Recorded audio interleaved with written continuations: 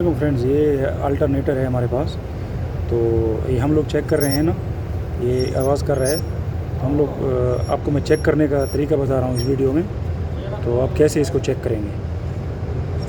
तो इसके ऊपर ये ऐसे चढ़ा के पूरा वायर लपेट देना है। फिर इसको थोड़ा खींचेंगे वायर को। तो अभी मैं आपको आवाज़ सुनाऊँगा। ये देखा आपने?